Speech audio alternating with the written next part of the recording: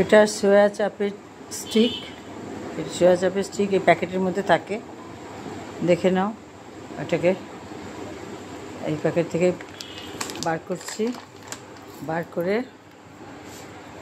এগুলোকে এই যে জলের মধ্যে একটা দিয়ে রেখেছি, একটা একটা করে জলের মধ্যে দেব। এগুলো সোয়া চাপ বলে, সোয়া চাপের স্টিক। এগুলো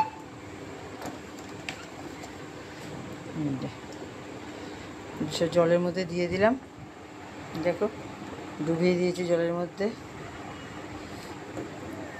এখন এটাকে এবারে কিচেনে নিয়ে গিয়ে গ্যাসের মধ্যে গ্যাসের মধ্যে চড়িয়ে দিয়েছি সোয়া চাপের স্টিকগুলোকে।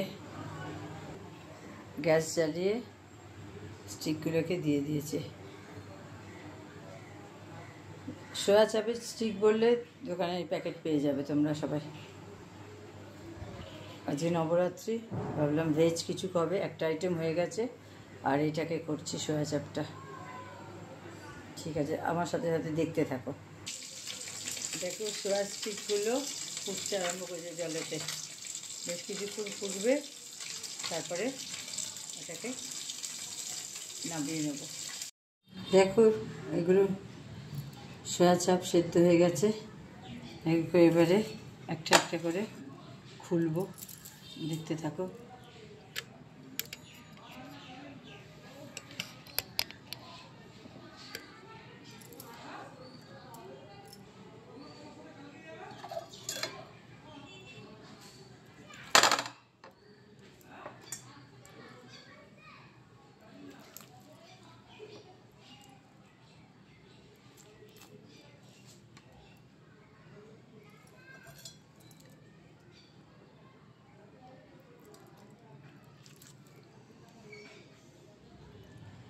সেদ্ধ করার পরে কি সুন্দর ফাটাফাট খুলে যায়, ফ্যান্টাস্টিক।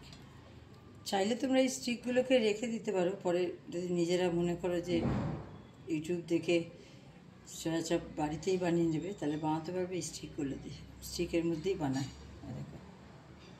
তো আমি আর বানাবো না, শো করে দেবো।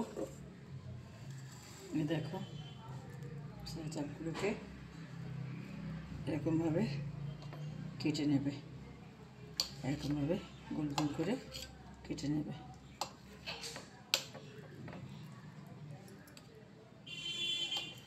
এটা পুরো একটা প্যাকেট ছিল না, কয়েকটা খরচা করেছিলাম।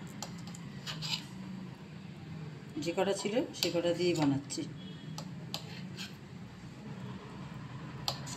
সেদ্ধ করে এভাবে কেটে নেবে।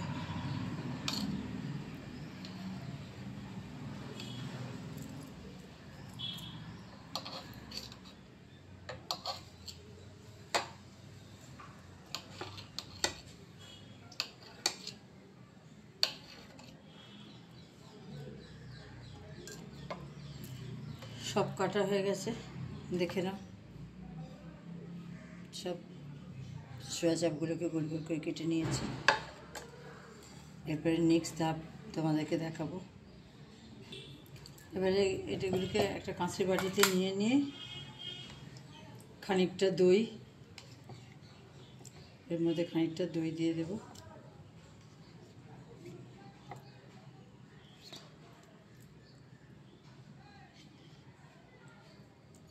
দই দেওয়া হচ্ছে, দই দিয়ে দিলাম। একটু সল্ট, একটু অলিভ অয়েল ছিল আমার কাছে, সেই অলিভ অয়েল, একটু জিঞ্জার গার্লিকের পেস্ট,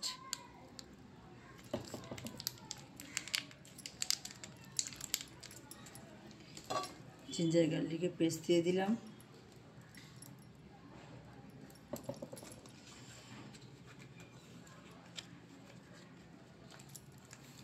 তারপরে এই যে চিকেন তন্দুরি মশলা,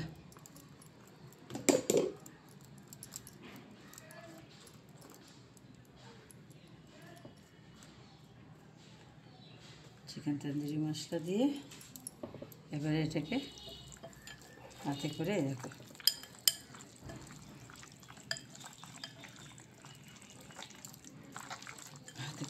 মেখে নিচ্ছি। মেখে নিয়ে এখানে এটাকে ঘন্টাখানেক এটাকে ম্যারিনেট হতে দেবো। সব কিছু দিয়ে দিয়েছি এর মধ্যে, এটা ঘন্টাখানেকের জন্য ম্যারিনেট হতে দেবো। ঠিক আছে, এটা থাক, ম্যারিনেট হোক ততক্ষণ। ম্যারিনেট করে রাখা চিকেনটাকে এখন কিচেনে নিয়ে এসেছি। এবারে প্যানের মধ্যে অয়েল দিচ্ছি। এবারে একটা একটা করে সয়া চাপগুলো যেটা ম্যারিনেট করে রেখেছিলাম এগুলো একটা একটা করে এই অয়েলের মধ্যে দিয়ে দিচ্ছি।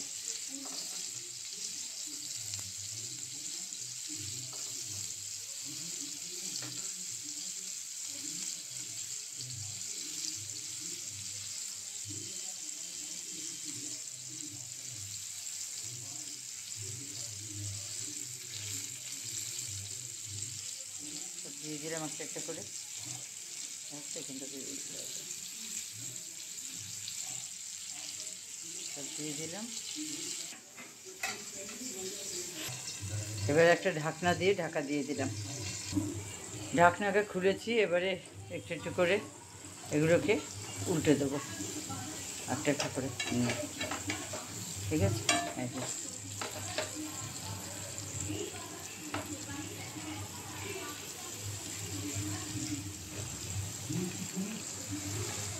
সবগুলো একটা পিচ করে হয়ে গেছে, উল্টে দিয়েছি।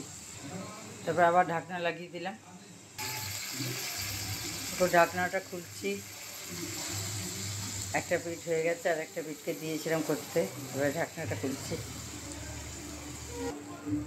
ঢাকনা খুলেছি। এবারে এইদিকের পিঠটাও হয়ে গেছে, দুটো দিকই হয়ে গেছে, পুরো এদিকটাও হয়ে গেছে, দুদিকই কমপ্লিট। দেখো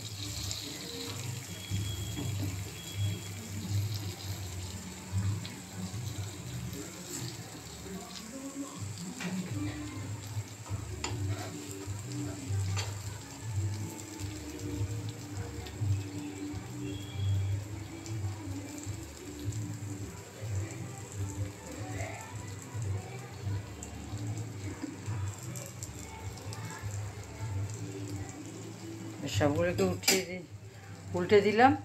এবারে সবগুলোকে উঠিয়ে নেব, এটাকে সব উঠিয়ে নিচ্ছি।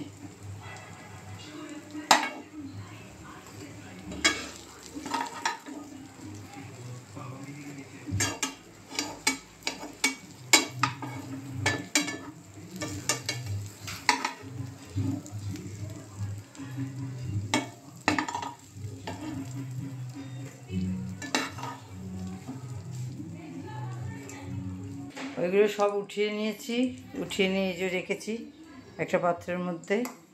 এবারে এর মধ্যে আর একটু তেল দিয়েছি, দিয়ে আর একটা রাউন্ড দিচ্ছি সোয়া চাঙ্ক।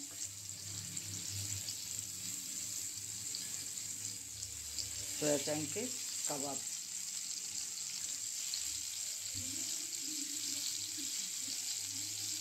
সোয়া চাঙ্ক কাবাব, সোয়া চাপ, সোয়া চাপ কাবাব।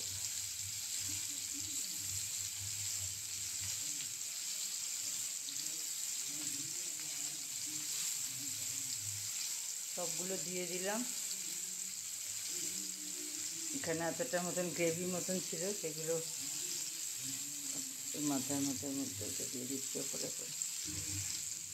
দই দেওয়া যেটা ছিল, ম্যারিনেট করে রেখেছিলাম, যে গ্রেভিটা বেঁচেছিল ওগুলো এর মধ্যে দিয়ে দিচ্ছি।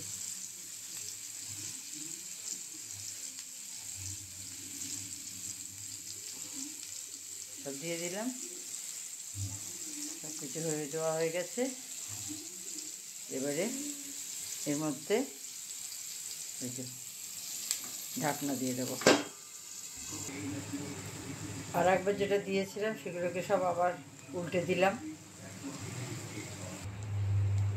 সব সোয়া চাপের কাবাবের জন্য যেগুলো পিস পিস কেটেছিলাম সবগুলোকে ভেজে একসাথে একটা এই কন্টেনারের মধ্যে সবগুলো আগে যেগুলো ভেজেছিলাম সেগুলো এবং পরে যেগুলো ভেজেছিলাম সব একসাথে রেখে দিয়ে এর মধ্যিখানে একটা বাটি দিয়ে দিচ্ছি। তারপরে দেখো এটা একটা কাঠকয়লার টুকরো। এটাকে এবারে জ্বালাবো। এ দেখো কাঠকয়লাটাকে জ্বালাচ্ছি। কাঠকয়লাটাকে জ্বালিয়ে তারপরে বাটির মধ্যে দেবো। দেখো কাঠকয়লাগুলোকে জ্বালিয়ে এর ভেতরে দিয়েছি। এখন এর মধ্যে এই যে ঘি দেখছো, এর মধ্যে ঘি দেবো। দেখো স্মোক আসছে। এবারে এটা দিয়ে এটা চাপা দিয়ে দেবো।